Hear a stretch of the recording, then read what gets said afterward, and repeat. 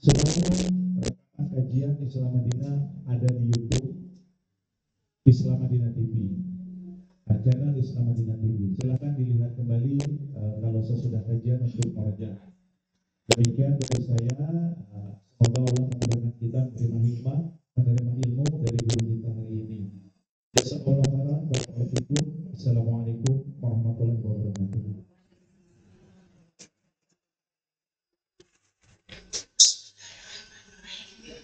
Assalamualaikum warahmatullahi wabarakatuh.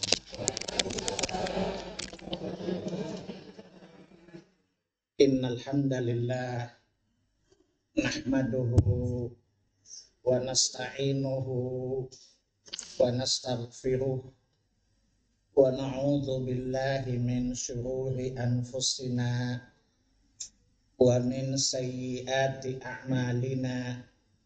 Man yahdihillahu fala mudhillalah wa man yudlil fala hadiyalah. Asyhadu an la ilaha illallah wahdahu la syarikalah wa asyhadu anna Muhammadan abduhu wa rasuluh. Allahumma salli wa sallim wa barik ala Muhammad wa ala ali Muhammad kama sallaita wa kama barakta ala Ibrahim wa ala ali Ibrahim innaka Hamidum Majid. Ya ayyuhalladzina amanu taqullaha haqqa tuqatih wa la tamutunna illa wa antum muslimun.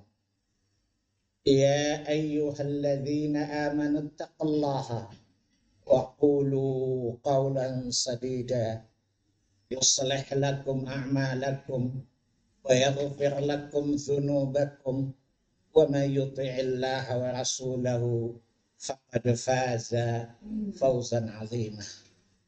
Amma ba'd, fa inna asdaqal hadits kitabullah wa khairal hadi hadi Muhammadin sallallahu alaihi wasallam wa syarral umuri muhdatsatuha wa kullu muhdatsatin bid'ah wa kullu bid'atin dhalalah wa kullu dhalalatin finnar.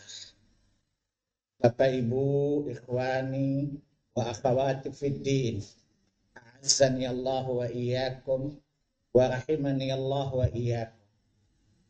Alhamdulillah, segala puji bagi Allah Subhanahu wa taala atas berbagai nikmat dan karunia-Nya.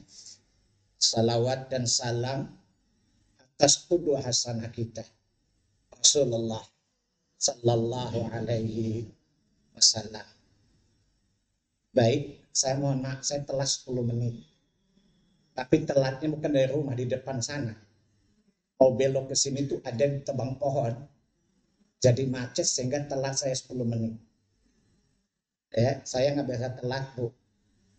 Ya, jadi jangan sampai bilang petumben Pak Salim telat. Ya, baik. Ibu-ibu, kita lanjutkan kajian kita Nida'atur Rahman li Ahlil Iman. Seruan Allah Ar-Rahman kepada orang-orang yang beriman. Insya Allah kita senantiasa beriman kepada Allah Subhanahu wa ta'ala, tidak mempersekutukannya, konsisten di atas keimanan, dan berharap kita mati di atas keimanan itu. Baik, hari ini kita masuk Nida'ul Awal. Seruan yang pertama adalah ta'zimu ilan Nabi SAW. Ya, adab terhadap Nabi Sallallahu Alaihi Wasallam dan larangan menyerupai orang kafir. Seruan yang pertama, jadi nanti kita ketemu dalam 88 kali pertemuan ya.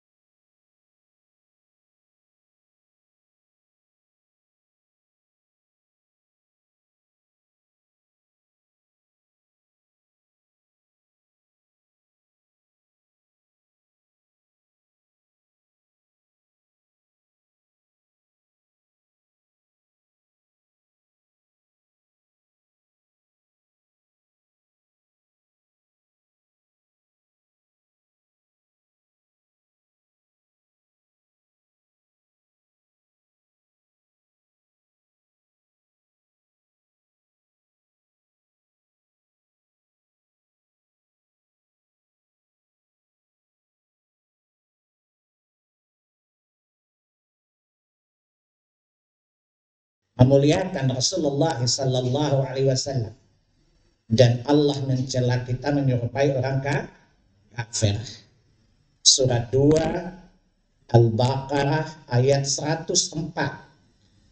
Surat 2 Al-Baqarah ayat 104 adalah seruan pertama dari seruan-seruan Allah yang Allah khususkan kepada orang-orang yang beriman. A'udzu billahi minasyaitonir rajim. Ya ayyuhalladzina amanu la taqulu ra'ina wa qulu dzurna wasma'u walil kafirina adzabun alim. Ya ayyuhalladzina amanu, wahai orang-orang beriman, la taqulu ra'ina. Jangan kalian mengucapkan kalimat ra'ina. Wa qulu dzurna, tetapi katakanlah unzurna. Walil kafirina adzabun alim, dan sungguh bagi orang kafir itu azab yang keras. Abdullah bin Abbas radhiyallahu anhu menjelaskan sababun nuzul ayat ini. Kata ra'ina asalnya sama dengan unzurna. Artinya, lihatlah kami ya Rasulullah. Pandanglah kami ya Rasulullah, dan biarkan kami merenungi ayat-ayat yang kau ajarkan kepada kami. Izinkan kami untuk menelaah apa dari ayat-ayat yang kau ajarkan kepada kami. Tetapi orang-orang Yahudi mengucapkan kata ra'ina dengan layam bi alsinatim, kata Allah. Yaitu membengkokkan mulut ke kiri menjadi ru'una, bermakna dungu, sebagai bentuk penghinaan kepada Rasulullah sallallahu alaihi wasallam. Dan para sahabat mengetahui itu.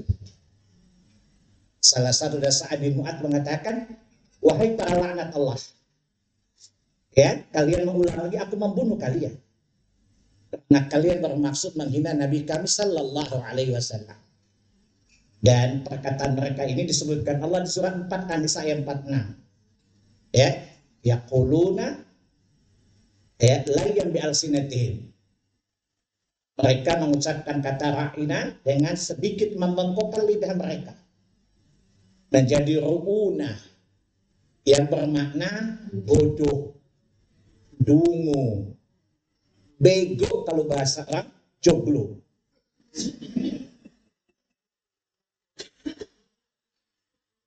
Atau orang kebun jeruk, sebagai bentuk penghinaan kepada Rasulullah sallallahu alaihi wasallam.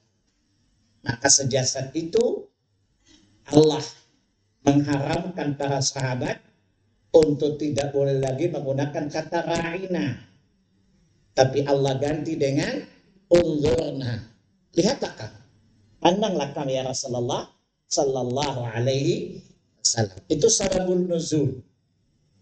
Sering saya katakan bahwa tidak setiap ayat itu ada sababun nuzulnya. Kadang satu ayat memiliki lebih dari satu sabab. Baik,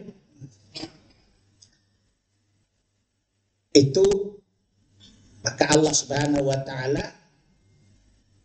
mengedukasi para orang-orang beriman untuk menghindari sebuah ucapan yang mengandung makna multi makna. Jadi saya ulangi, pada mulanya kata ra'ina maknanya baik, pandanglah kami.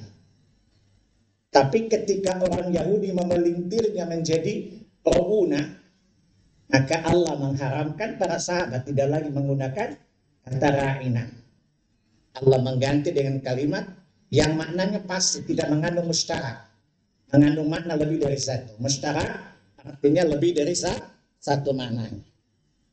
Unzurna, pandanglah kami, lihatlah kami. Ini menunjukkan bahwa setiap orang mukmin tidak boleh menggunakan sebuah kata yang berkemungkinan baik atau buruk. Hindarilah. Jadi sebuah kata yang mengandung dua makna, dua sisi. Bisa mengandung sisi kebaikan, bisa mengandung sisi keburukan, wajib kita jauhi agar tidak digunakan oleh orang fasik untuk membuat kehinaan. Apalagi di zaman media sosial kan, di mana orang-orang banyak sekali, bahkan setan aja takut sama orang Indonesia. Ya, iblis aja takut sama orang Indonesia karena sesat sebelum disesatkan.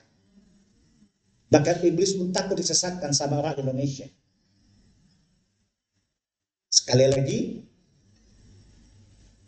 jadi ini adalah tarbiyah pertama Allah beriman dalam perkara menjaga lisan. Paham anak-anak? Baik. Dari ayat ini kita mengambil banyak pelajaran. Pelajaran pertama apa? Sudah menjadi sunnatullah bahwa setiap pembawa kebenaran itu pasti mendapatkan celaan, mendapatkan olok-olok, mendapatkan penghinaan dari orang-orang fasik, orang jahat. Sebab orang baik tidak mungkin menghina orang yang menegakkan kebenaran. Ini menunjukkan sunnatullah. Setiap para nabi dan rasul pasti mendapatkan celaan, olok-olok. Ya, ibu lihat di banyak ayat. Kurang lebih ada 8 ayat. Saya usah semuanya, tuh antum nggak hafal-hafal juga. Capek tahu ngomongnya. Ya, lihat surat yang ke-15. Surat Al-Hijr ayat yang ke-11. Atau redaksi sama persis surat 43 ayat 7. Ya, satu kata diulang 2 ayat. Ya, sama makna, sama kalimat. Surat apa tadi? Surat 15 ayat 11. Surat 43 ayat 7. Dua itu menjelaskan bahwa tidak ada satu nabi pun yang diutus kecuali pasti mendapatkan olok-olok, pasti mendapatkan hinaan dari orang-orang kafir, dari orang-orang fasik, orang-orang yang sangat membenci kepada kebenaran. Dan ini menunjukkan nubuah kenabian Muhammad sallallahu alaihi wasallam. Karena salah satu tanda atau indikasi kuat seseorang itu nabi adalah ketika risalahnya ditolak dan dia diperolok-olok atau dia dihina dengan kata-kata yang menyakitkan. Wa ma ya'tihim mir rasulin illa kanu bihi yastahzi'un. Jadi ayat ini berulang 2 kali tadi ya. Dan setiap kali seorang rasul datang kepada mereka, mereka selalu memperolok-oloknya. Jadi sudah menjadi sunnatullah bahwa setiap nabi itu pasti akan diolok-olok, pasti akan dilecehkan, pasti akan dihina dengan kata-kata. Ya, dan pasti banyak beberapa ayat yang lain. Ya, banyak ayat lain, misalnya surat 6 ayat yang ke-10 misalnya. Ya, surat 6 ayat yang ke-10. Rasul itu pasti dihina, pasti dilecehkan. Pelajaran yang kedua, hinaan. Coba ibu lihat, nabi-nabi itu pasti disakiti oleh orang-orang jahat. Antum lihat di surat yang keberapa? Surat 61 ayat yang keempat. Wa idza qala Musa liqaumihi ya qaumi lima tu'dzunani wa qad ta'lamuna anni Rasulullah. Apa kata Nabi Musa? Wahai kaumku, kenapa kalian menyakitiku? Padahal kalian tahu aku adalah Rasul Allah Subhanahu wa ta'ala. Jadi setiap nabi itu pasti akan disakiti, pasti akan diperolok-olok. Ya. Yang kedua, ini termasuk bagian dari ujian Allah Subhanahu wa Ta'ala. Jadi kalau ibu-ibu menegakkan kebenaran, bapak-bapak menegakkan kebenaran, dan agama kita dihina, kita disakiti, itu sunnatullah. Dan itu merupakan bagian dari ujian agama. Sabar, Bu. Gak usah diladeni. Lihat surat 3 ayat 186. La tublahunna fi anfusikum wa amwalikum wa la tasma'unna minal ladzina kafaru min al-kitabi wal ladzina asyraku adzan katsira. Kalian akan diuji oleh Allah, jiwa-jiwa dan harta-harta kalian. Dan kalian pasti akan mendengar kata-kata menyakitkan dari orang-orang kafir ahlul kitab Yahudi dan Nasrani maupun orang-orang musuh sebelum kalian. Jadi salah satu ujian umat ini pasti akan disakiti dengan kata-kata. Jadi kalau ada orang menghina Islam, itu sunnatullah. Makanya ada teman saya orang kafir nanya gini, orang kafir Ambon, Ustadz, kenapa Islam kok suka dihina ya? Karena agama kamu sudah hina, ngapain dihinain juga? Di mana-mana yang hina kan orang hina. Yang suka menghina kan orang hina. Kalau kan udah terhina, ngapain dihina lagi?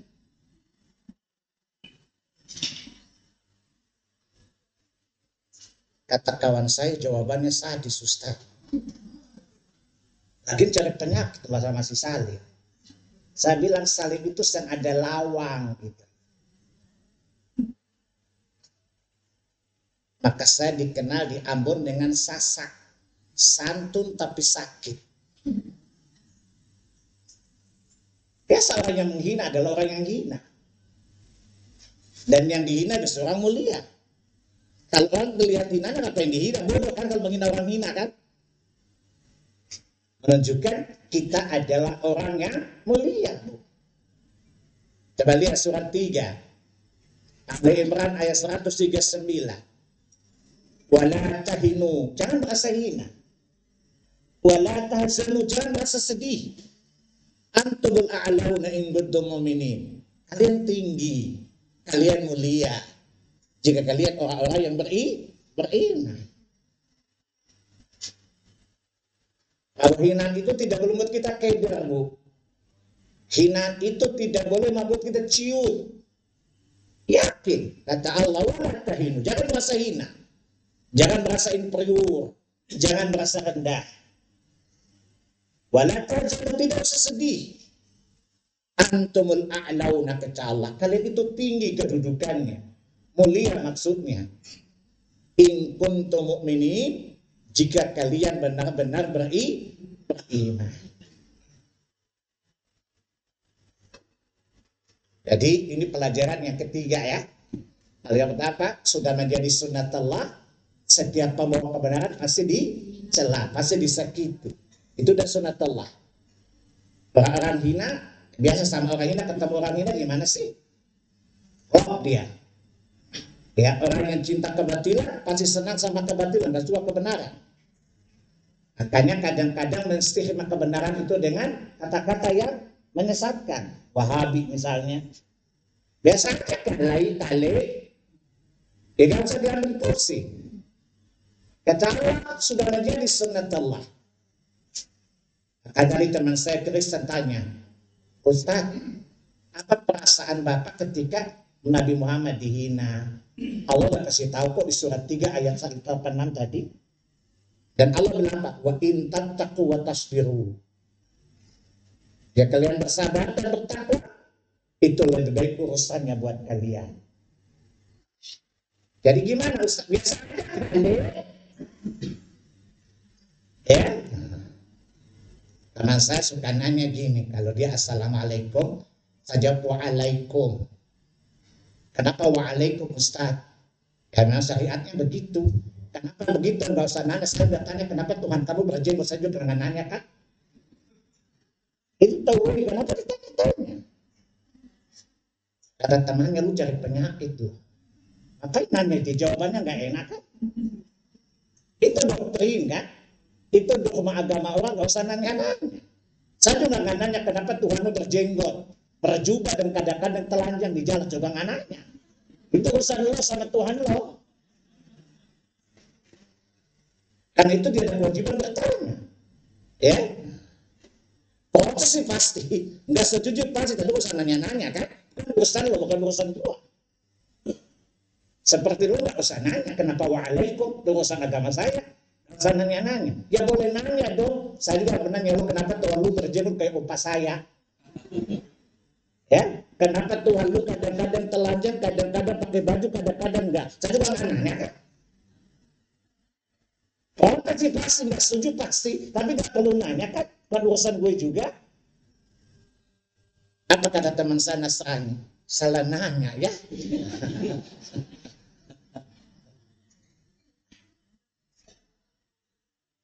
Karena kadang-kadang kita salah, mereka akan menyakiti kita kan. Jelas? Itu namanya jutek, jujur intelek namanya. Ya, dia udah basa-basi ketika menjawab. Tetapi memakai argumen yang ilmiah. Namanya apa? Jutek, jujur intelek. Nah, pelajaran berikutnya, Bu. Orang yang paling keras permusuhannya, yang paling biadab kepada para nabi dan rasul dan orang-orang beriman itu adalah orang-orang Yahudi. Manusia paling brengsek itu orang Yahudi. Mereka tidak suka mereka bunuh para nabi itu. Tidak sungkan-sungkan untuk menyakiti para nabi dan rasul. Kalau orang sudah cocok dengan hawa nafsu mereka membunuh nabi-nabi mereka. Jadi sudah menjadi tabiat orang kafir, Yahudi itu sadis. Kalau ditanya kenapa orang Yahudi sadis kepada orang Palestina, jangankan Palestina, Nabi aja dibantai. Manusia yang paling biadab dijaga derajat itu Yahudi. Manusia yang paling brengsek itu Yahudi. Bukan brengsek, Bu, brengsek itu Yahudi. Semoga Allah melaknat mereka.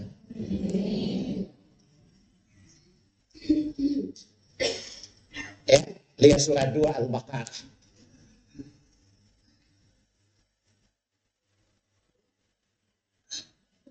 Sabar dulu, Bu.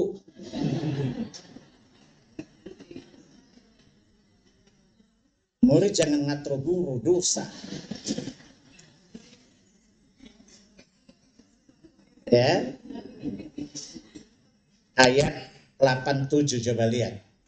Walaqad ataina Musal kitaba wa qaffayna min ba'dihi birrusul wa ataina Isa bin Maryam al-bayyinati wa ayyadnahu birruhil qudus. Kullama ja'akum rasulun bima la tahwa anfusukum ya istakbartum fariqan kadzdzabtum wa fariqan taqtulun. Allah jelaskan bahwa bangsa Yahudi bangsa yang paling brengsek, paling biadab.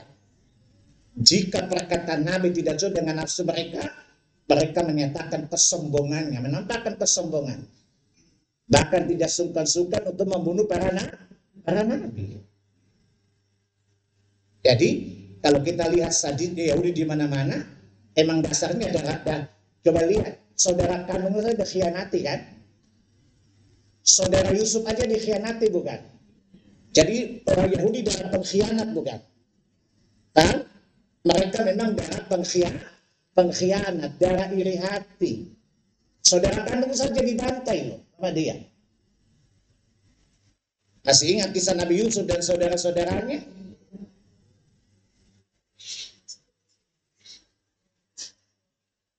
Tidak heran kalau nabi-nabi mereka sakiti. Tidak heran kalau nabi-nabi mereka bantai. Jika risalah yang dibuat para nabi itu tidak cocok dengan maunya. Sama dengan orang Indonesia juga kan. Kalau kita ngajarkan sunnah nggak cocok dengan Ustadz Besek kan dicela juga.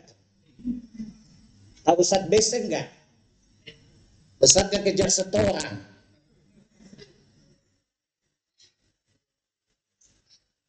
Ya, jadi mengaku Islam tapi tabiatnya Yahudi. Suka menstigma orang mau kebenaran dengan kejelekan-kejelekan. Jadi kisah ini berkaitan dengan Yahudi kan, menunjukkan Yahudi manusia paling brengsek, manusia paling biadab terhadap para nabi dan rasul. Orang-orang mulia saja mereka hina, mereka lecehkan, apalagi selain nabi dan rasul. Kenapa? Karena genetika mereka memang genetika pengkhianat. Mereka turun Yahuda bukan? Yahuda itu saudara Nabi Yusuf seayah bukan? Mereka yang mengkhianati Nabi Yusuf bukan? Maka bermuamalah, jangan bermuamalah dengan Yahudi. Jadi kalau ada Yahudi baik, jangan pernah percaya deh. Saya dulu punya teman Yahudi. Dia baik sekali orangnya. Tapi saya kurang respect sama dia. Dia bilang, yuk kelihatan gak respect deh. Saya lebih percaya Tuhanku daripada lo. Sebab apa kata Allah di surat 5 ayat 82. La tajidanna asyaddan nas adawatan lil ladzina amanu al-yahud wal musyrikin. Kamu pasti kata Allah akan mendapati orang yang paling keras permusuhannya kepada orang beriman adalah Yahudi dan orang-orang musyrik. Sebaik apapun you, tetap saya tidak percaya dengan informasi Tuhan. Tapi kan kita sama ini baik. Yang tersembunyi hati lu kan yang tahu Allah. Itulah kenapa Allah melarang kita tidak boleh menjadikan mereka teman dekat. Lihat surat 3. 118. Allah bilang apa? Kejahatan yang mereka nampakkan di lisan tidak ada apa-apanya dibandingkan kejahatan yang tersimpan di dada-dada mereka. Jadi jangan pernah membangun relasi politik dengan Yahudi, lu pasti dilibas deh. Jadi kata teman saya tadi, dia mamanya Yahudi, dianya sendiri Nasrani. Dia bilang kayaknya lu gak respect sama saya deh. Emang. Kenapa? Yuk kan masih darah Yahudi kan? Emang masalahnya apa? Tuhan saya ngomong daripada lo. Karena saya benarkan apa yang saya dengar, bukan apa yang saya lihat. Paham? Saya benarkan apa yang Tuhan ngomongkan. Dan saya tidak menjadi apa yang saya lihat. Apa yang saya lihat tidak menghilangkan keyakinan saya terhadap apa yang Allah firmankan kepada saya. Faham anak-anak? Allah katakan di surat 5 ayat 82 teh. Manusia paling besar kebenciannya kepada orang Islam adalah Yahudi dan orang-orang musyrik. Boleh bermuamalah pun tidak apa-apa. Tapi jangan jadikan mereka kawan setia, kawan dekat, gak boleh. Apa kata Allah? Mereka menginginkan kehancuran kita. Mereka akan senang kalau kita gagal. Mereka akan bersedih kalau kita sukses. Faham? Lihat surat 3 ayat 20. Ya, mereka bahagia kalau kita gagal. Dan mereka senang kalau mereka sedih kalau kita sukses. Kata Allah, mereka menginginkan kehancuran kita. Mereka menginginkan kita binasa. Dan apa kata Allah? Kejahatan yang ada pada lisan mereka itu tidak ada apa-apanya dibandingkan kejahatan tersimpan di dada-dada mereka. Contoh gini Bu, ada orang misalnya orang kafir baik banget sama antum. Kebaikan mereka itu tidak boleh membatalkan kita mempercayai Allah Ta'ala. Faham? Sebab kita mengimani yang kita dengar, bukan apa yang kita lihat. Faham? Yang ngomong tadi siapa? Yang ngomong bahwa mereka jahat siapa? Yang mengatakan mereka menginginkan kita kehancuran kita siapa? Kalau kamu lihat mereka baik, apa yang kamu lihat tidak boleh menghilangkan keyakinan dan apa yang kamu dengar dari Tuhanmu. Karena Allah maha benar, bukan? Allah maha tahu rahasia hati manusia, bukan? Gak ada tapi-tapinya. Tapi kan baik. Apa kata iblis?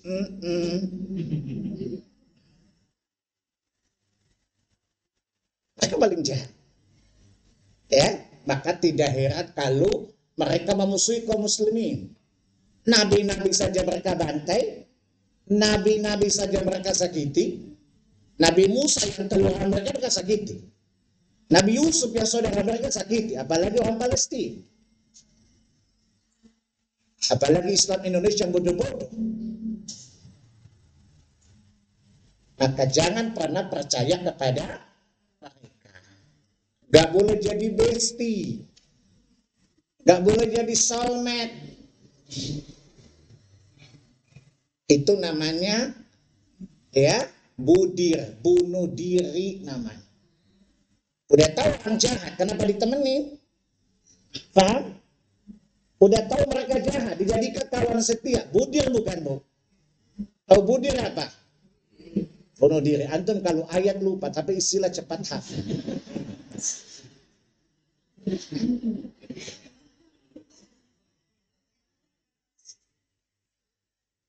Itu namanya kita membunuh diri kalau mempercayai mereka. Harus percaya sama mereka. Sekali lagi, kita bersabar ya, Bu. Ya. Kenapa? Kalau Allah binasakan Yahudi saat itu, bukan? Tapi Allah berkata adalah sabar.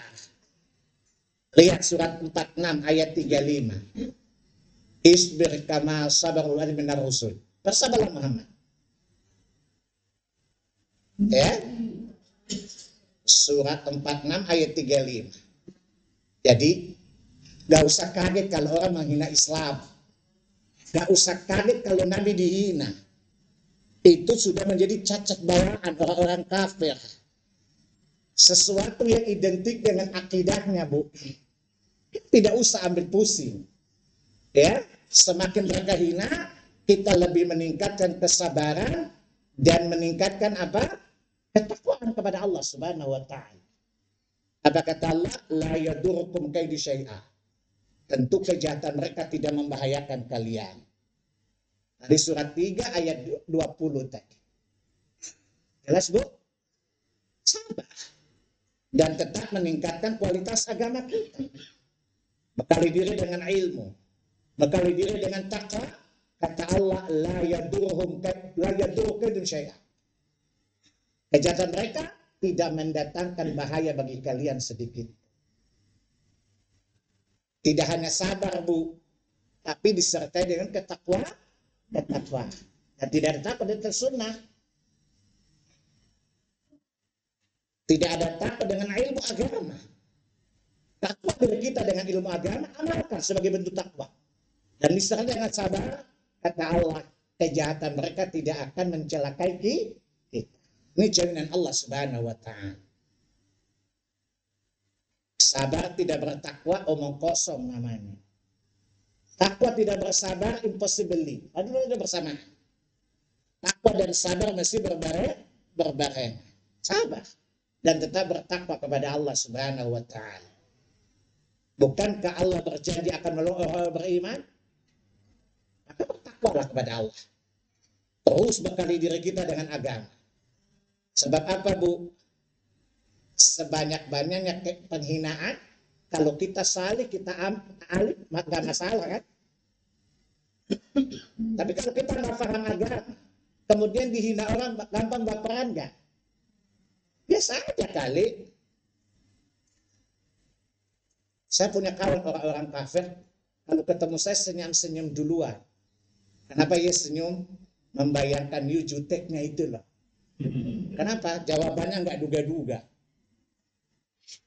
Ya, saya pernah cerita di sini, saya punya teman. Karena kerusuhan Ambon kami pisah keluar-keluar 1 tahun 2 tahun. Ketemu saya di Mall Kelapa Gading. Ustaz, berjanda. Kayak teroris loh. Dengan gaya Ambon gitu. Mereka berlima.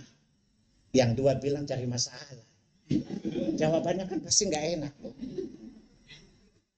Ya, saya coba senyum-senyum. Emang orang berjenggot, teroris berjenggot? Ya, emang saya lihat. Saya bilang, oh boleh jadi teroris berjenggot. Tapi tidak semua berjenggot teroris. Contoh Yesus. Berjenggot enggak? Teroris juga dia.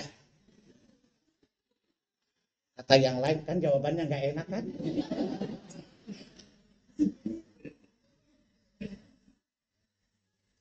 Kata dia apa?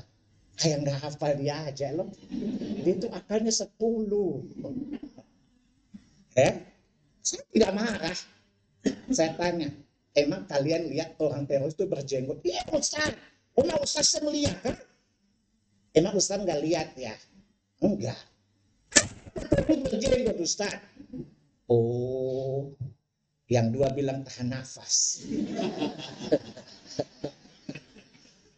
Yang dua bilang tahan nafas. Ini jawabannya pasti banyak kita. Ya. Saya bilang boleh jadi teroris berjenggot, tapi tidak semua berjenggot itu teroris. Contoh Yesus berjenggot nggak? Teroris juga kalau di jalan-jalan telanjang. Nggak juga kan? Apa kata dia? Cari masalah kita ini. Sama dengan saya. Yesus berjenggot, saya berjenggot juga. Saya cukur Ustaz, sama cukur kalau dia juga cukur, oke? Sejak saya itu ketemu nggak ada bandel protes lagi. Ya, sejak itu kata mereka kalau ketemu, gimana kabar Ustaz? Baik. Ada yang mau ditanyakan? Sing Ustaz.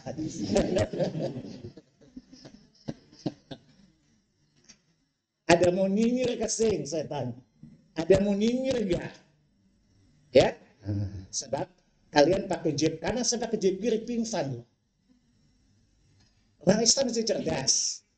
Ya, membalas pelecehan. Kata ayah saya, kalau orang menghina agama, jangan hina agamanya.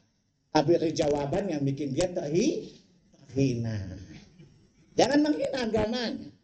Tapi jawaban yang bikin dia terhina. Sejak saat itu kalau ketemu, mereka senyum-senyum. Ustaz pasti masih kayak dulu ya. Maksudnya jawabannya itu loh.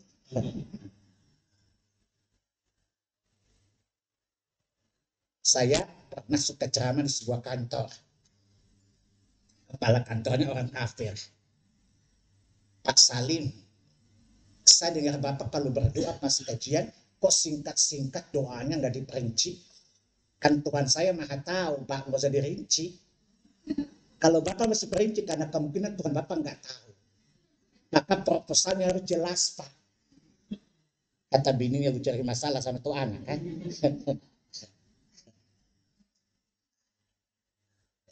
Tuhan saya nggak tahu. Terbetik di hati pun dia tahu. Karena Tuhan saya bukan berjenggot yang butuh proposal. Ya kata bininya kan dosen. Dia cari masalah sama itu anak. Kan saya bilang hati-hati. Karena istrinya teman ibu saya sama-sama dosen. Dia kayak ibunya. Jawabannya sama tapi tulang-tulang rontok. Ini contoh bahwa perkataan menyakitkan orang kafir tidak akan berhenti satu dua. Akan berjalan sampai kiamat. Allah kisahkan kepada kita, kenapa diulang-ulang tadi ayat tadi tentang penghinaan pada nabi-nabi, karena akan terjadi berulang pada figur yang berbeda, tapi peristiwanya sama. Karena Islam agama yang benar, pembawaannya adalah pengusung kebenaran, di mana kebenaran pasti dimusuhi. Ketika tidak bisa mengalahkan hujah, yang ada adalah nyinyiran. Faham? Ketika tidak bisa membatalkan hujah, tidak bisa membantah hujah para nabi, yang ada apa? Sikap merendahkan, sikap melecehkan, untuk merusak kredibilitas orang yang membawa kebenaran. Itu sunat Allah. Walaupun mereka lakukan, para nabi tidak berkurang kredibilitasnya. Terpercaya sampai hari kiamat. Yakin bahwa hinaan orang-orang kafir tidak mengurangi kredibilitas kalau kita bersabar dan bertakwa kepada Allah Subhanahu wa Ta'ala. Paham anak-anak? Santai bro. Gak usah, tidak usah galak-galak jawab.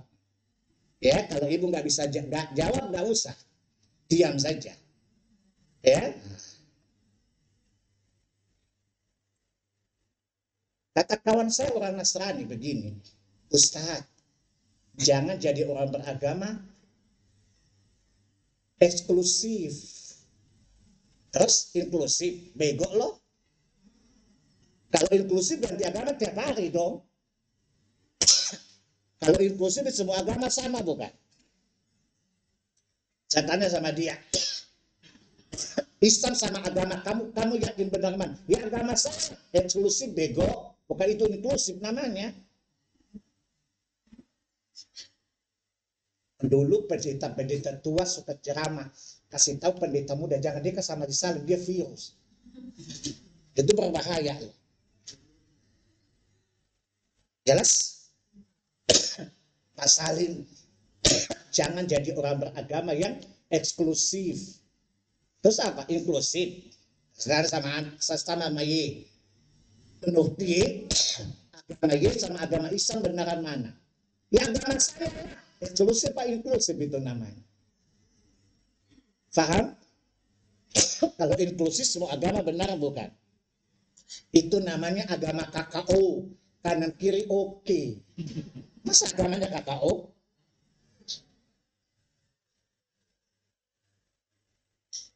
Faham anak-anak? Jadi itu sudah telah.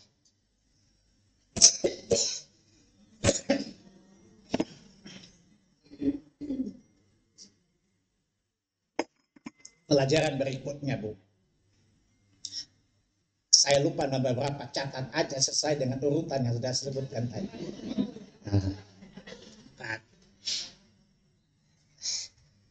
Sebuah kebiasaan sudah berapa lama berlangsung, ketika kebiasaan itu mendatangkan keburukan wajib dihilangkan.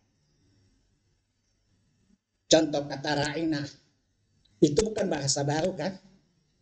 Udah ribuan tahun berlaku di Makkah, di Makkah Madinah kan? Kata ra'inah sebelum datang Islam sudah ribuan tahun digunakan orang Arab bukan? Bahasa termasuk adat kebiasaan bukan? Kalau dia mendatangkan keburukan, dia dibilangkan, kalau dipertahankan dengan alasan kearifan lokal, Masya Allah. Ini kejahilan. Pelajaran apa? Sebuah kebiasaan. Walaupun sudah lama terjadi berlangsung, ketika menimbulkan kemudaratan, menimbulkan kejahatan, keguguran, maka wajib dijauhi. Kenapa Bu? Contoh. Kata ra'inah kan sudah ribuan tahun digunakan orang Arab bukan? Sebelum datang Islam, para sahabat beratusan kata ra'inah bukan? Tetapi ketika bahasa ini disalahgunakan oleh orang-orang fasik, Allah mengharamkan mereka menggunakannya. Faham? Maka wajib bagi kita mengikuti apa yang kepada Allah, bukan apa yang dibiasakan. Kata Ibu Tata, kan ini kebiasaan nenek moyang kita. Apa kata iblis? Lanjutkan bersama kita bisa. Surat 31 ayat yang ke-21. Wa idza qila lahum ittabi'u ma anzalallah qalu hasbuna ma wajadna 'alaihi aba'ana awalau kana asyaitanu yad'uhum ila adzabis sa'ir. Kalau dikatakan kepada mereka, mari ikuti apa yang dari Allah. Apa kata mereka? Cukup bagi kami apa yang kami dapati dari nenek moyang kami. Ada di Indonesia kalau kita kasih tahu. Itu nggak ada dasarnya. Masa biasa kali dari dulu. Apa kata iblis? Lo gue banget gitu loh. Tadi awalau kana syaitanu yad'uhum ila adzabis sa'ir. Dia tetap ngotot walaupun setan mengajaknya ke neraka. Itu dalil, apa kata iblis? Lu gue banget gitu loh. Lanjutkan bersama kita bisa, go to hell. Paham? Jadi sebuah kebiasaan yang sudah beribu-ribu tahun. Ketika mendatangkan dampak keburukan, lenyapkan, hilangkan, ganti dengan lebih baik. Faham? Saya ulangi. Kata ra'ina sebuah kata yang dari ribuan tahun bukan digunakan orang Arab. Udah ribuan tahun. Tapi ketika ada pihak-pihak menggunakan yang mendatangkan kejahatan, dihapus oleh Allah Subhanahu wa Ta'ala. Ya, kita wajib mengganti dengan sesuatu yang lebih baik. Jangan pertahankan, Bu. Kalau ibu pertahankan kebiasaan, apa kata iblis tadi? Lugu banget itu loh. Lanjutkan bersama kita bisa. Awalau kana syaitanu yad'u ila adzabi saya. Tetap ngotot. Walaupun setan mengajaknya ke neraka.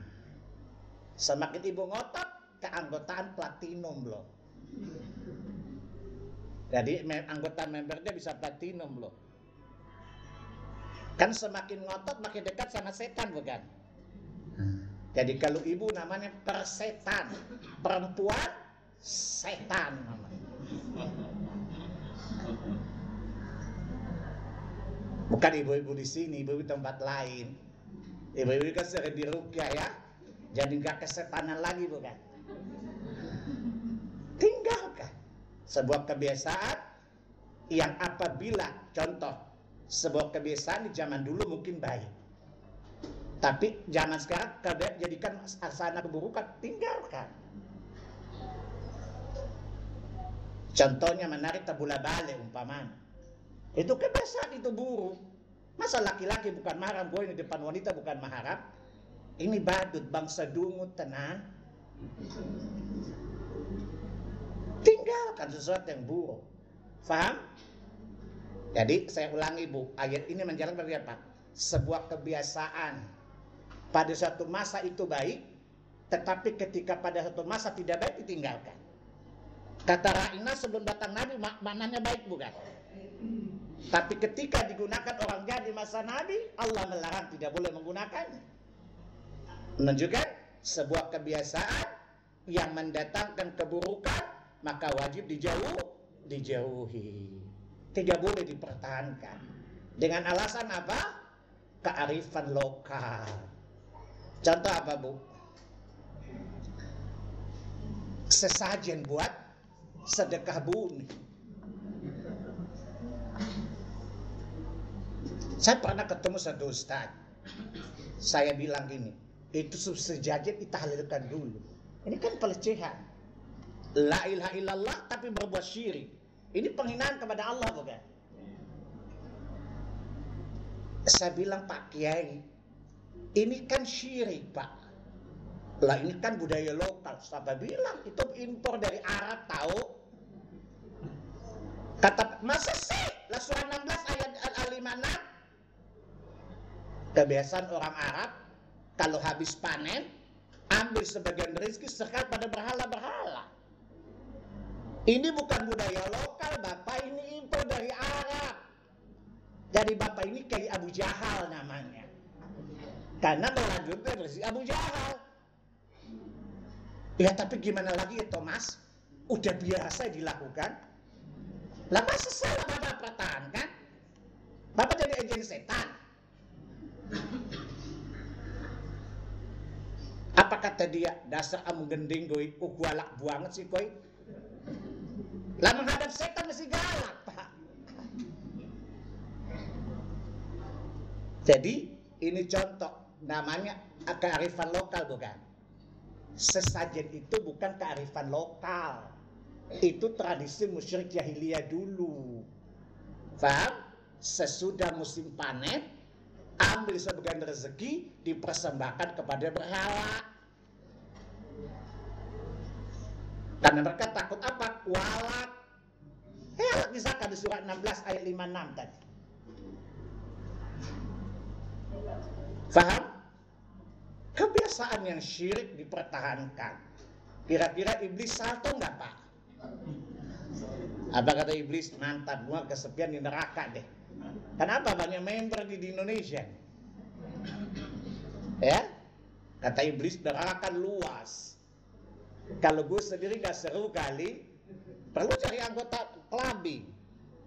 Dan ternyata kebanyakan dari Indonesia. Waliyahudzubillah.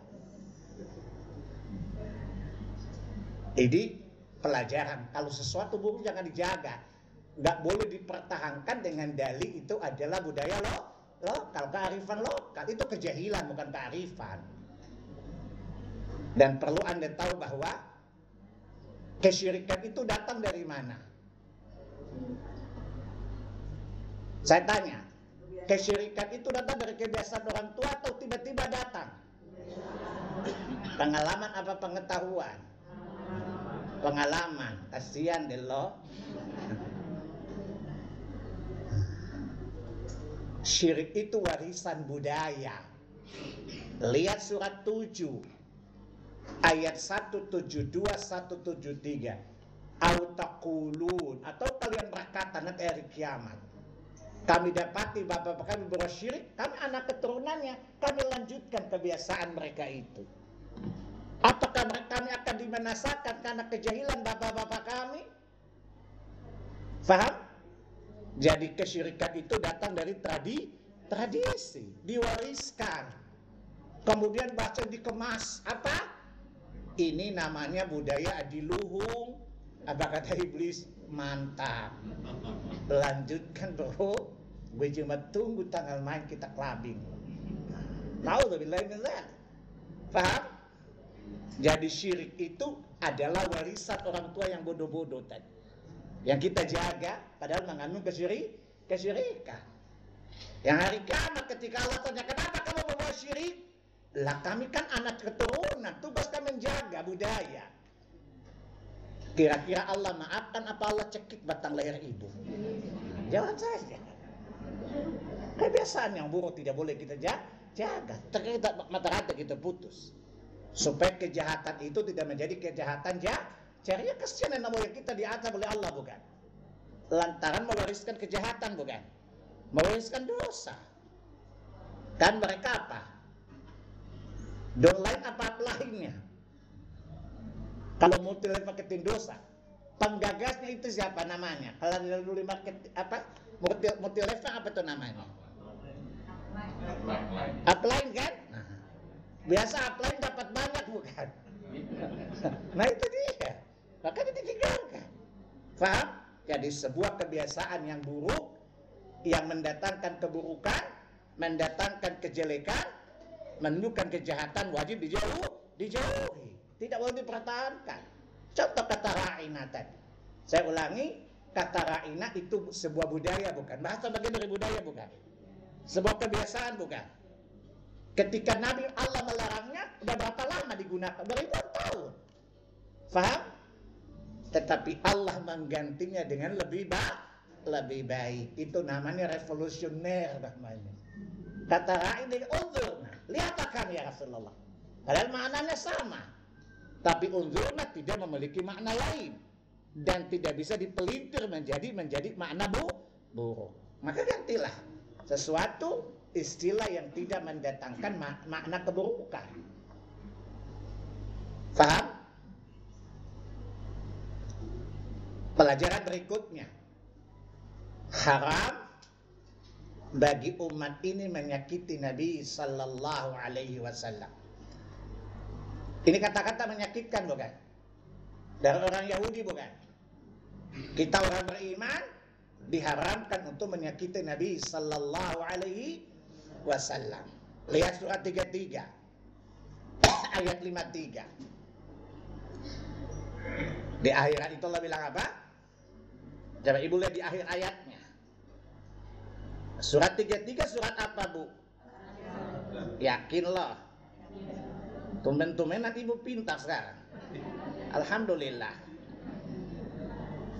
Apakah Anda sering digalakin ya, Bu? Bu, ibu-ibu ini sebenarnya cerdas, kelihatan cerdas banget. Cuman jarang diasah. Makanya suka tumpul. Maka saya kalau ngajar pakai gaya asah, Bu. Supaya cepat tajam ingatan. Ibu-ibu setuju nggak? Kalau nggak setuju saya pulang. Ya, ibu lihat di akhir ayat. Ya. Wa ma kana lakum antu'dhu Rasulullah wala antunkihu azwajahu min ba'dil abada. Jangan sekali-kali kalian menyakiti hati Nabi. Maka kita diharapkan untuk menyakiti hati Nabi dengan ucapan-ucapan dan semacam. Contoh Bu, kan ada orang Islam katanya cinta Nabi, tapi kalau dikasih tahu sunnah Nabi, tapi kata Imam Syafi'i begini, ini pelecehan bukan? Membantah Nabi dengan pendapat manusia, ini termasuk menyakiti Nabi bukan?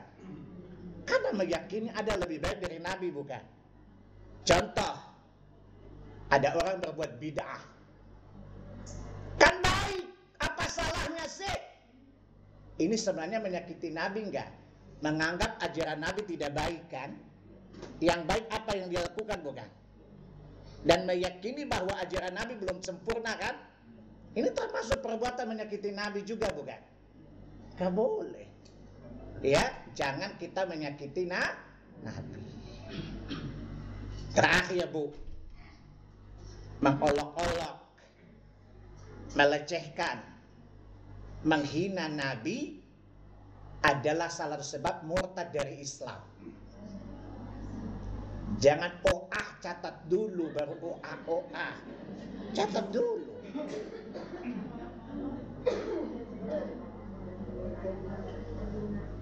Menghina, memperolok-olok, menjadikan Nabi sebagai candaan, itu adalah salah sebabnya murtad dari Islam.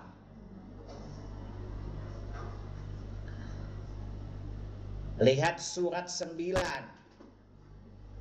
ayat 65 dan 66. Surat berapa? Ayat berapa? 65 dan 66. Ya. Walain sa'altahum la yaqulunna. Ya, dan terusnya. Jadi ayat ini turun ketika orang-orang Yahudi, orang-orang mengatakan Muhammad dan orang beriman itu orang penakut, badannya tukang makan, gemuk-gemuk, menghina Nabi. Maka ketika mereka sampai di sana, Allah kasih tahu Nabi ini. Tapi Allah bilang apa? Kalau kamu nanya mereka, lah kami cuma bercanda kok, nggak serius kok. Apa kata qul abillahi ya wa ayatihi wa rasuli kuntum tastahzi'un. Katakan apakah Allah, ayat-ayatnya dan rasulnya kalian jadi bahan candaan, jadi bahan olok-olokan? Apa kata Allah di ayat 96-nya? Ya, la ta'taziru. Tidak usah kalian menyampaikan kalimat maaf. Enggak usah banyak dalih. Qad kafartum ba'da imanikum. Sungguh kalian telah kafir. Sudah kalian beriman dengan ucapan-ucapan kalian tadi. Bahkan Allah katakan, wal kafirina azabun alim. Orang kafir itu ada dua Bu. Orang kafir dari awal, atau orang Islam yang menyebabkan kekafiran. Salah satunya ayat ini. Paham? Boleh jadi dia kalau orang kafir biasa gak apa-apa. Boleh jadi orang kafir yang tadinya muslim, kemudian dia jilbab dibuat bahan olok-olokan. Paham? Sunnah Nabi dibuat candaan. Ini termasuk menghina Nabi SAW. Apa kata Allah? La ta'tadziru. Tidak usah kalian sampaikan uzur, itu cuma candaan kok. Swear deh, nggak serius kok. Qad kafartum ba'da imanikum. Sungguh kalian telah kafir sesudah beriman dengan mengolok-olok rasul dan ayat-ayat Allah tadi. Ngapain kamu pakai jilbab? Jilbab ayat Allah bukan? Kayak teroris loh. Itu kan menghina ayat Allah bukan? Ini kekufuran. Yang kata ulama murtad tanpa sadar. Saya pernah ketemu ibu-ibu, ya, berdebat soal jilbab.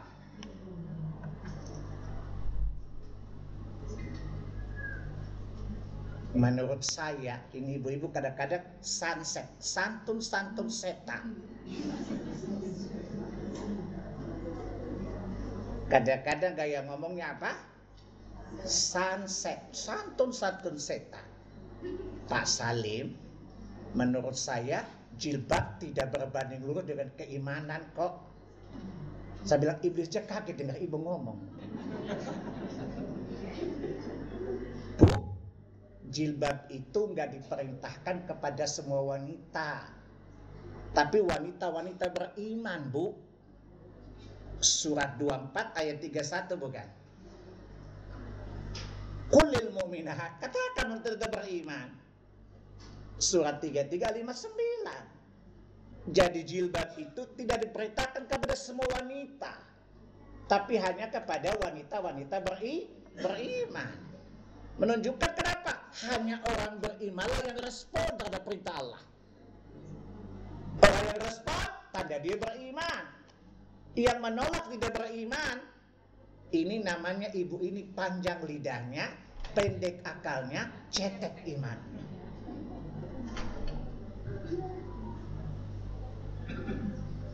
Kalau nggak pakai usah banyak komen, Bu. Ya, menurut saya Pak Salim, ya, jilbab itu tidak punya korelasi dengan iman.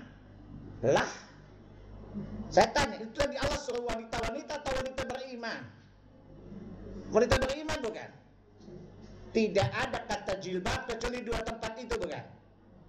Dan Allah qulil mu'minat, katakan wanita beriman. Menunjukkan jilbab itu tanda keimanan.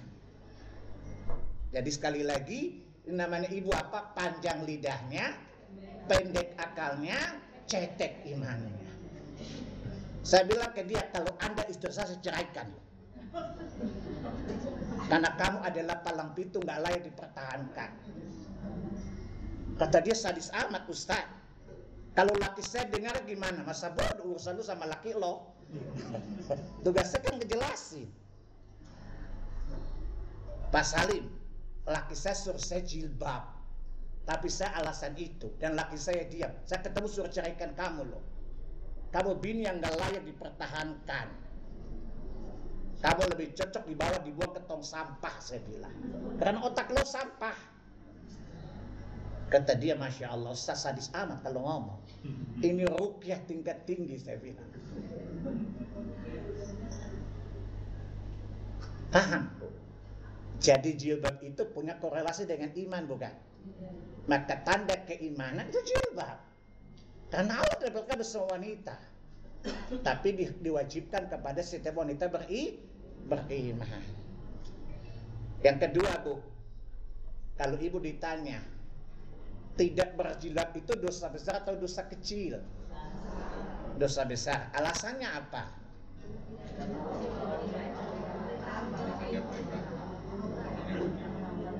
Kayaknya ibu rajin ngaji tapi rajin lupa ya. Karena pelakunya diperintah bertaubat dari dosa membuka aurat. Surah 24 tadi ayat 31. Tubu ilallahi jami'an ya ayyuhal mu'minun. Ayat ini berkaitan dengan laki-laki mukmin yang tidak jaga pandangan. Jadi bapak-bapak kalau ditanya, lihat perempuan bukan mahram lebih dari kebutuhan, kali pertama nggak apa-apa, kedua haram bukan? Jadi kalau suami nanya, kalau misalnya Pak, suami ibu kan matanya jelalatan bukan? Pak Dew jelalatan nggak mau nikah? Kalau dia tanya, emang dosa ya? Dosa besar lah. Kan Allah suruh bertaubat dari menjaga pandangan. Dan saya pernah jelaskan 8 indikator dosa besar jika pelakunya diperintah untuk bertaubat. Karena dosa besar tidak dibuka dengan amal saleh. Dosa besar hanya dibuka dengan taubat. Jadi bapak-bapak jaga pandangan, Pak. Ya, jadi jangan di mall matanya jelalatan. Itu bukan pandangan. Jadi tidak membuka aurat itu termasuk dosa besar. Dan itu tanda keimanan. Makanya jangan bicara kalau nggak punya ilmu. Ya, itu masih sopan. Ada mengatakan, jangan kamu berjilbab kayak teroris loh. Ini benar ya? Menghina syariat bukan? Ya, menghina syariat bukan? Ini kan kebodohan. Ya, ini namanya murtad tanpa sadar. Jilbab itu syariat bukan? Salah satu ayat Allah bukan? Bagaimana Anda melecehkannya? Bagaimana Anda merendahkan orang berjilbab? Orang terjaga auratnya? Ada lagi ngomong gini, Bu. Pak Salim, saya nggak berjilbab, tapi hati saya berjilbab, Ustaz. Saya ini punya cacat bawaan kalau niru persis. Ibu-ibu kan ngomong, Pak Salim, saya nggak berjilbab, tapi hati saya berjilbab, Ustaz. Saya bilang, ibu ngomong ke setan bunting infeksi, Bu.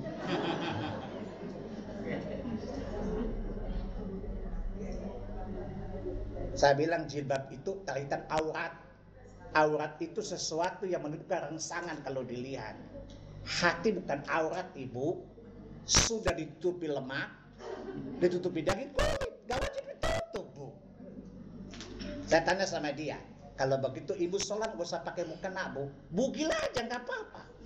Kan hati ibu sudah tertutup. Atau nanti kalau ibu mampus, gak usah dikafan, Bu. Kalau ditanya kenapa gak dikafan, hatinya sudah kafan. Saling lu lawan loh. Jilbab sama dengan kafan, tidak usah sama hati. Ya, mau sesoleh apapun Anda, tetap di kafan, Bu. Jelas? Saya bilang sama ibu, coba ibu kalau sholat, berapapun ribuan ibu tutup, Allah lihat tembus gak? Tapi sholat tutup, kenapa di mata laki-laki jelatan bang ibu gak tutup? Oh, jadi selama ini saya salah ya Pak Salim. Karena kata si dokter Anu begitu. Lah kalau dokter masuk neraka gak apa-apa, lu kan udah bayar honor. Lu bayar honor masuk neraka lagi. Itu namanya sudah jatuh tertimpa eskalator, Bu. Ini termasuk penghinaan kepada syariat Allah Jalla Jalaluhu. Ya, jelas, Bu? Jadi nggak boleh bahasa setan. Namanya sanset, santun setan. Walaupun saya gak jilbab, tapi hati saya berjilbab loh. Apa kata iblis? Kira apa kata iblis? Halu loh. Naudzubillah min dzalik. Ini bahasanya ngaco. Paham? Jilbab itu kaitan dengan aurat. Hati bukan aurat. Yang mesti ditutupi. Jadi bilang nanti kalau kamu mati nggak usah dikafan, ya kan hatimu udah kafan. Jilbab itu kafan bukan? Ya, gimana kalau kamu mati di bawah bugil aja nggak apa-apa kan? Ditanya kenapa bugil? Hatinya sudah kafan.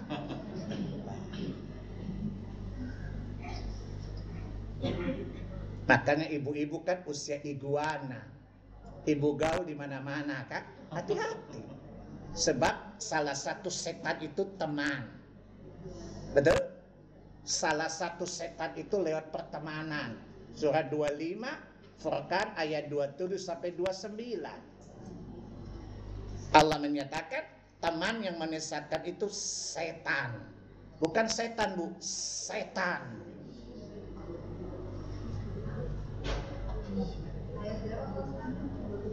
Kayaknya suara saya cukup lantang deh.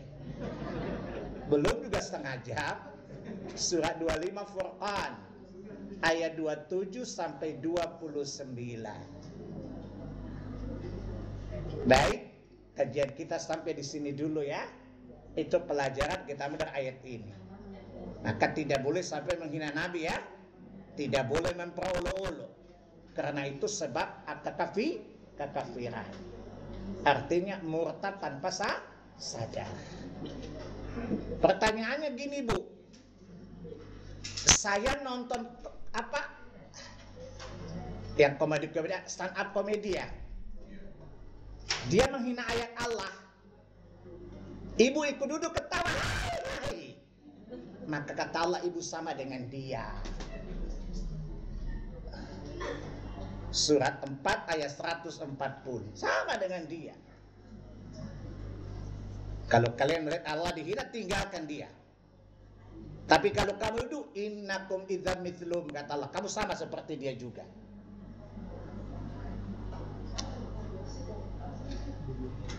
Faham?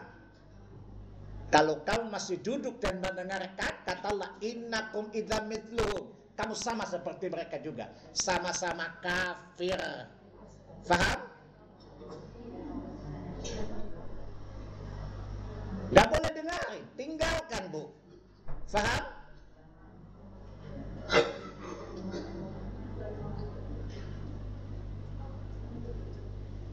Kalau kita mendengar ayat Allah, Nabi kita diperoleh-oleh orang, tinggalkan majelisnya.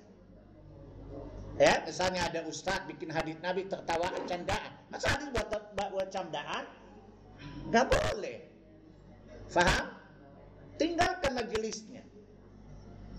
Kata Allah, kalau kalian duduk, innakum idzam mithluhum, maka kamu sama seperti dia juga. Baik, saya kira kajian kita hari ini cukup. Nggak usah banyak-banyak, nanti meluap.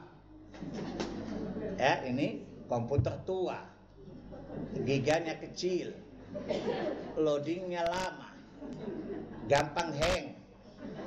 Filenya isinya TBC, tomat, bawang, cabai.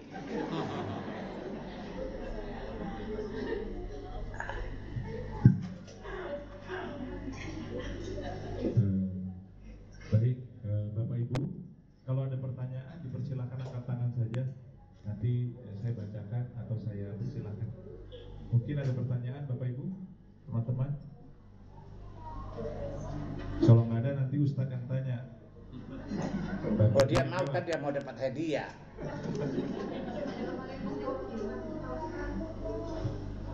Silakan Ibu. Sekarang ini kan zaman gadget ya Pak Ustaz. Terus itu kita udah coba misalnya anak-anak kita nih supaya agamanya itu tauhidnya diperkuat. Cuman seberjalannya waktu pergaulan itu laki-laki menikah dengan perempuan yang non-Islam. Kalau yang perempuan nikah sama laki-laki non-Islam katanya zina. Nah kalau yang laki-lakinya Islam nikah sama perempuannya non-Islam, nah itu gimana Pak Ustaz? Baik. Orang tua bertanggung jawabannya nanti bagaimana kalau orang tuanya ada yang sudah meninggal? Baik. Pertama, kalau imannya kokoh, insya Allah nggak masalah ya. Jadi membangun iman, imun aman. Sebab kebencian kepada kekafiran karena kokohnya keimanan. Lihat surat 49 ayat yang ke-7. Ya, di kalimat yang kedua supaya hemat. Walakin Allah habbaba ilaikumul imana wa zayyanahu fi qulubikum.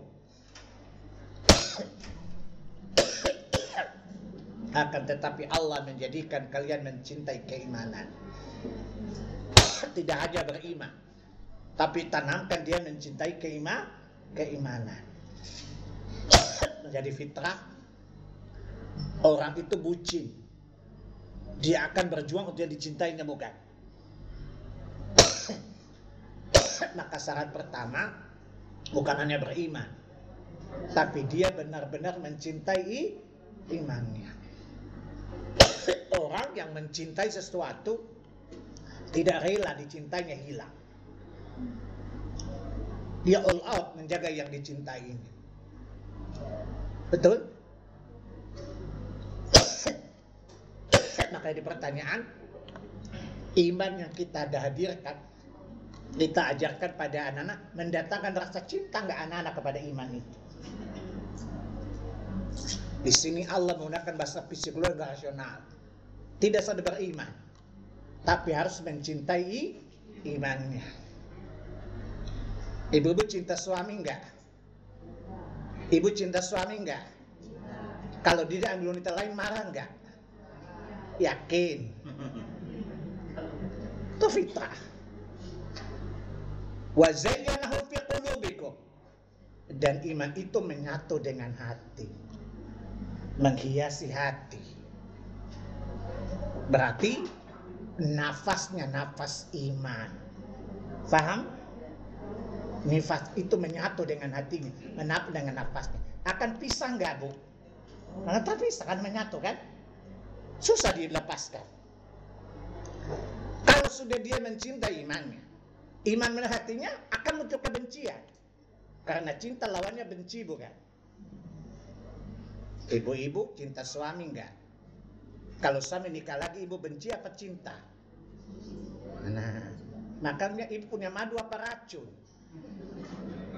Rifat itu madu apa racun? Nah, kalau madu pahit kayaknya. Itu iman. Ya, pasti dia benci kekafiran. Kenapa dia kalau orang kafir? Karena dia tidak benci kekafiran. Dan dia, tadi Allah bilang, dia tidak boleh menjadikan orang kafir teman setianya. Karena imannya menghujat, dia membenarkan firman Tuhannya. Sehingga secinta apapun dia pada makhluk, tidak akan mengalahkan cinta dia kepada Allah Subhanahu wa ta'ala. Ini pertama yang harus kita tanamkan. Kesan beriman, tapi dia mencintai imannya dan mencintai Allah zat yang diimaninya. Apa kata Allah di surah 2 Al-Baqarah ayat 165? Walladzina amanu asyaddu hubban lillah. Dan orang beriman itu sangat kokoh cintanya kepada Allah Subhanahu wa ta'ala.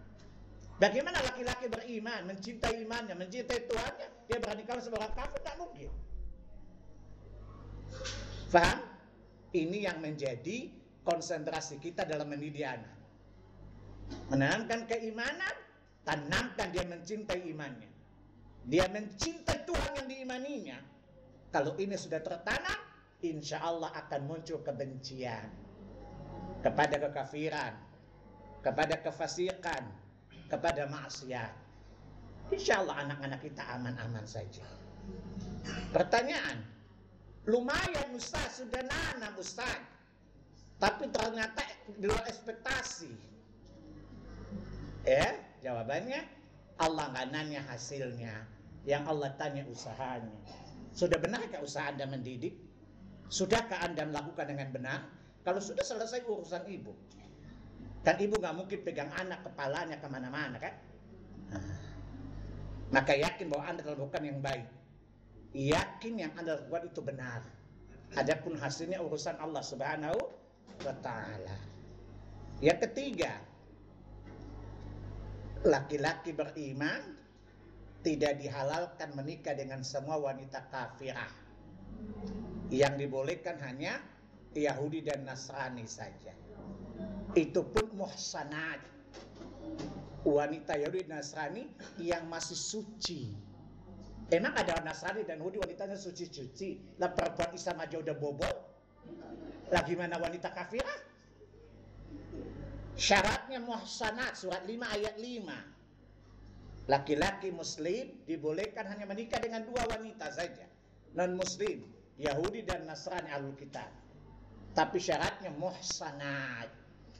Muhsanat yang menjaga kehormatannya, menjaga kemaluannya. Emang ada ya orang Nasrani sekarang jaga kemaluan? Orang kemana-mana bajunya dia bupati buka paha tinggi-tinggi, bajunya sekuilda, sekitar oleh dada kelihatan. Masya Allah. Mau jaga al-muhsanat zaman sekarang mana ada? Jelas lu? Mana ada perempuan kafir yang terjaga kehormatannya? Nggak ada kali. Faham? Wanita non muslim tapi 2 saja. Tapi ingat, laki-laki muslim, wanita Yahudi Nasrani. Tidak sebaliknya. Wanita muslimah dengan laki-laki non muslim manapun tidak dibenarkan. Faham? Tidak dibenarkan sama sekali. Tapi syaratnya wanita itu muhsanat, yang menjaga kemaluannya, menjaga kehormatannya. Masya Allah. Anak-anak muslimah saja kita nggak bisa percaya, apalagi wanita kafirah. Paham? ada teman orang Nasrani bilang sama saya begini, Ustadz, itu teman Ustadz suka sama saya, boleh dong nikah sama saya? Emang piu mau sanat? Bisa diperiksa sama si perawan gak loh? Kok gitu sih? Lah ya syaratnya begitu. Apa kata dia? Saya salah konsul ini.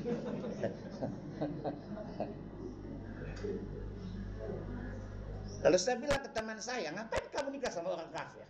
Orang wanita muslimah juga banyak. Itu aja belum tentu ke surga, apalagi orang yang manja ke neraka. Kata Allah apa? Ulaika yad'uhum ilan nar.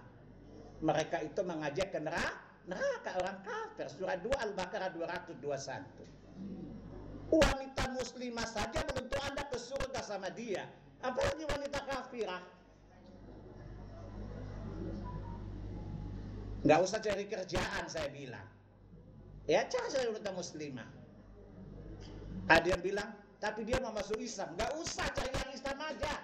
Yang SD kelas 1, kelas 2 baju banyak. Oh, aja kan orang Islam yang awam, suruh Islamnya lebih baik. Daripada pilih yang di luar datang, bikin repot nggak urusan. Buat apa kalau banyak kuantitas tapi nggak punya kualitas kan? Dulu kalau kawan saya mau sama orang Nasrani, tapi masuk Islam, Ustaz, nggak usah cari kerjaan loh. Gua aja takut lo yang bodoh-bodoh loh.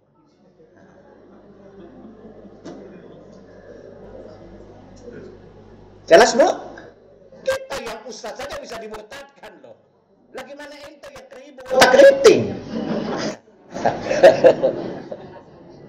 Kata kawan saya, Ustaz sadis Ahmad bicara. Saya udah tantang, gak berambut lurus, otak lurus juga. Saya takut gimana ente yang udah hitam, rambut keribu, otak keriting. Bagaimana bisa? Kata kawan saya, Masya Allah, you memang istimewa loh kalau ngomong. Sengatannya luar biasa. Gak usah direpot-repot, kamu orang kafir. Kamu orang Islam saja. Cari wanita Islam yang masih awam, ajarkan dia dengan sunnah, dengan Islam. Itu lebih ringan kerjaannya daripada cara orang kafir masuk Islam. Apalagi yang non muslim tadi nggak boleh. Jelas? Adakah laki-laki? Ya siapa tahu dia masuk Islam itu hayalan bukan? Cari yang pas-pas aja deh, nggak usah menghayal deh. Mendingan kalau dia masuk, kalau yang ke sana, ini nekat bukan? Itu namanya bonek, bodoh nekat namanya. Gak usah cari penyakit. Kan ada laki-laki yang kadang-kadang lebay bukan? Siapa tahu dia masuk Islam. Apa kata iblis? Kita lihat nanti. Dia masuk atau lu yang masuk? Paham? Gak usah cari penyakit. Jelas ya? Yang ada juga Ustaz. Kalau seorang wanita tidak berhijab tapi meninggal di hari Jumat, katanya hari Jumat mendapatkan kemuliaan meninggal. Bagaimana nih Ustaz? Pertanyaannya, orang kafir meninggal hari Jumat apa baik juga? Harinya tapi identitas orangnya juga kan? Saya tanya, kalau hari Jumat itu ukuran orang kafir mati hari Jumat baik nggak? Maka ada dua. Gimana yang matinya? Di atas iman atau tidak iman? Imannya sempurna atau tidak? Tidak berhijab, tanda tidak sempurna keimanannya. Kalau hari Jumat itu baik untuk orang, kami juga mati hari Jumat. Faham? Faham ibu-ibu? Dia baik yang gak jilbab tapi mati hari Jumat. Nah, pertanyaannya emang syaratnya hari Jumat aja? Atau bagaimana matinya di atas iman atau bukan? Di atas ketaatan atau kemaksiatan? Tidak berhijab, maksiat bukan? Saya tanya sama anda, orang habis berzina mati hari Jumat gimana? Maksiat kan? Apa hari Jumat baik batinnya? Saya tanya, tidak berhijab maksiat bukan? Emang mati hari maksiat hari Jumat baik atau tidak? Orang berzina, udah nafas ngososan mati lagi. Coba, pertanyaannya, apakah hari Jumat Allah maafkan dosa anda tadi? Faham? Ini namanya otak instan namanya. Memahami dalil mesti menyeluruh. Ya, tidak boleh parsial. Harus satu ikatan. Di atas keimanan, di atas ketaatan bukan maksiat. Sebab kalau mati hari Jumat orang maksiat masuk surga semua, bukan? Ada dua aja. Kiamat dari ketaatan, dari Jumat atau dari maksiat. Pertanyaannya, kalau maksiat apa Jumat menjadi penyelamat? Tidak juga. Jelas? Yang berikutnya nih Ustaz, bagaimana mengikuti event-event motivasi dari orang-orang non-muslim atau artis yang menjadi tokoh agama? Bolehkah Ustaz? Baik. Kalau urusan dunia nggak apa-apa, kita belajar orang kafir. Karena itu urusan dunia. Tapi kalau urusan agama, belajar dari ahlinya. Jangan dia mantan artis, tobat jadi ustazah, Masya Allah. Ini kata Nabi, kelak akan datang banyak pada kiamat orang bodoh, tapi jadi penceramah. Tidak paham agama, hanya bermodalkan pengalaman saja. Pengalaman bukan pengetahuan. Faham? Kalau belajar agama dari ahlinya. Di Al-Quran mana sekali Allah katakan. Salah satunya surat 16 ayat 43. Fas'alu ahla dzikr in kuntum la ta'lamun. Bertanyalah kepada ahli ilmu jika kalian tidak mengetahui perkara agama ini. Tanya sama ahli ilmu. Tapi dia sudah tobat, Ustaz.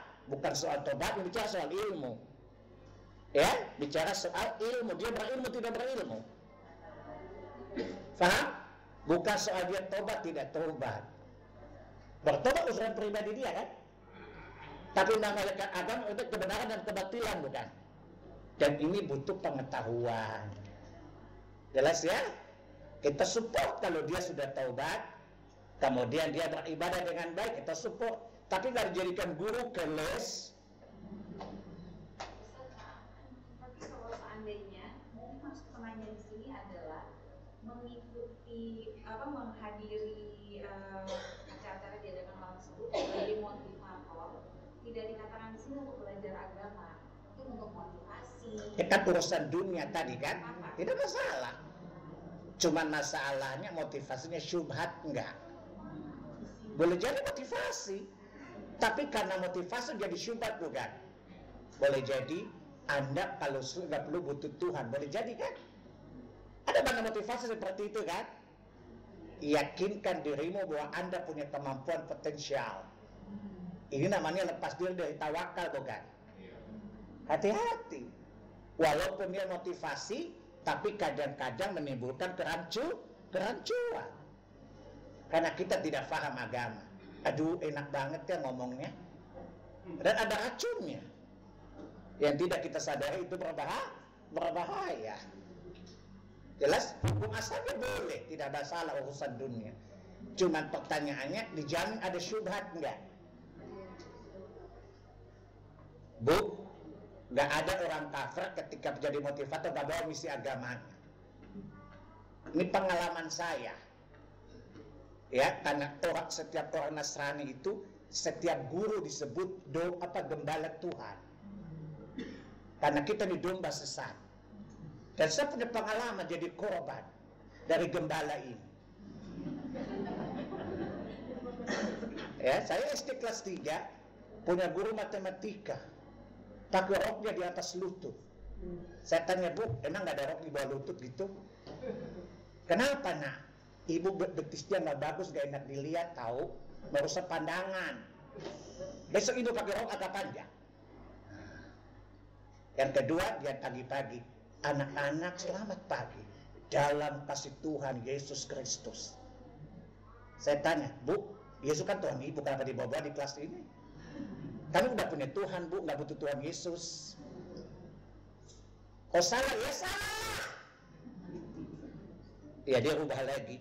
Dalam kasih Tuhan, Tuhan Ibu sama Tuhan saya beda. Tuhan yang mana, Bu? Tuhan Ibu 3, Tuhan saya 1. Bisa 4, syirik kamu. Itu syubhat, Bu. Faham? Hati-hati. Faham? Walaupun urusan dunia kadang-kadang syubhat itu juga dimasukkan.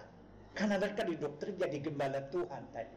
Untuk apa? Menyelamatkan domba-domba sesat. Saya pernah punya teman pendeta.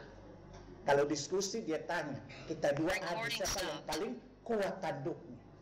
Kan sama-sama domba sesat kan? Kita dua tandukan, mana yang paling kuat tandukannya? Kata dia nggak jadi Ustaz. Jelas ya? Jadi walaupun urusan dunia, tapi yakinkan jangan ada syubhat. Karena bagaimanapun ada misi-misi terselubung yang diselipkan di dalamnya. Karena sekali lagi mereka mengaku diri gembala Tuhan, dan kita domba sesat. Ya, namanya gembala dapat domba sesat gimana, Bu? Pengen ditangkap dijual nggak? Itu logika sederhananya. Jadi yakin tidak ada syubhat. Paham? Yang berikutnya, masih ada Ibu, satu lagi ya. Oke ya.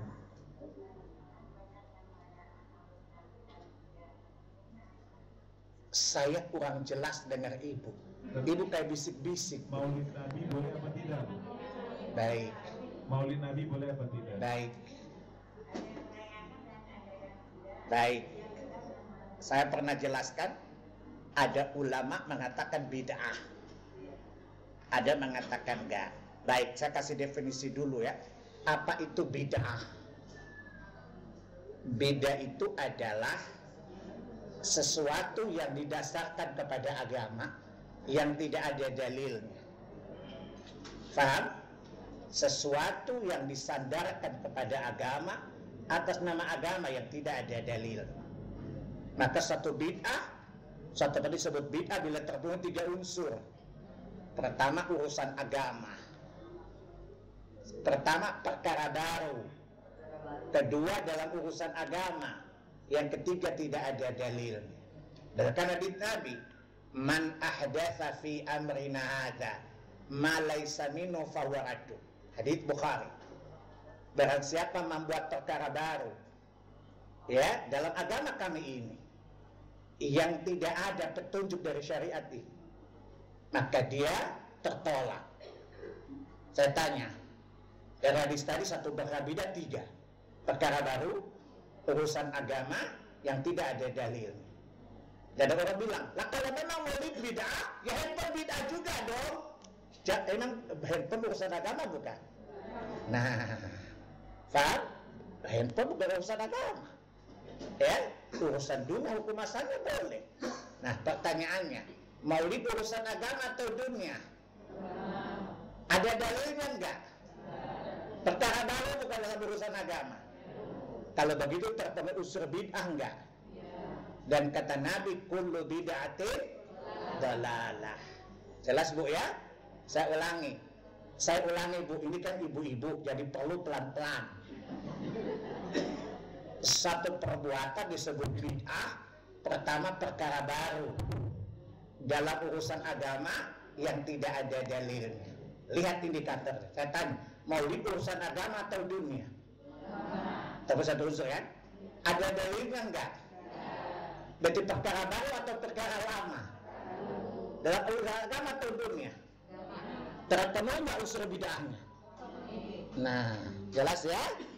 Maka dengan demikian dia adalah bid'ah. Sebab kalau itu baik, tentu Nabi melakukannya. Ada syubhat? Boleh. Dan Nabi juga puasa hari Senin untuk hari lahirnya. Jawab, kalau mau rayakan maulid, puasa Senin bukan rayakan tanggal 12. Toh Nabi nggak dipastikan tanggal 12 lahirnya, kan ada perbedaan pendapat banyak bukan? Kan? Jadi kalau antum cinta Nabi, pengen memperingati hari raya, puasa sebagai Nabi puasa, bukan perayaannya goyang patah dengan kasidah. Faham? Nabi tidak merayakannya dengan apa? Dengan perayaan. Tapi Nabi berpuasa hari Senin. Faham? Makanya ada ustaz pernah nanya, itu nggak maulid ya? Maulidan lah, maulid nggak maulidan. Makanya tidak boleh ada anak pasti bid'ah, yasinan, tahlilan, ruwatan. Ada anak pasti bid'ah deh. Saya maulid Pak. Bagaimana cara dia berpuasa Senin? Karena Nabi salah satu puasa ini karena hari lahirnya bukan. Jelas jadi puasa. Kalau Anda memang ingin memperingati Maulid Nabi dan puasa Senin, bukan dengan perayaan tanggal 12. Paham? Jadi kalau Anda ingin Maulid yang sunnah, puasa Senin. Itu Maulid yang sunnah. Kalau memang ingin mengikuti Nabi, berpuasakan hari lahir beliau. Paham? Baik, saya kira cukup hari ini ya. Ada kuis Ustaz, izin. Boleh. Ada berapa hadiah Bu Yuanita? 4 aja. Ada 4 pertanyaan Ustaz, izin.